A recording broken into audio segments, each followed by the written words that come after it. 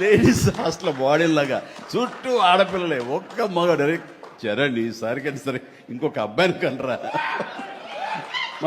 మన legacy continue అవ్వాలరా అని కోరిక. ఇప్పుడు చిరంజీవి అన్న దాంట్లో తప్పేముంది? వాళ్ళ ఇంట్లో అందరు ఆడపిల్లలు ఉన్నారు, రామ్ చరణ్ అబ్బాయిని కంటే బాగుంటుంది అన్నాడు.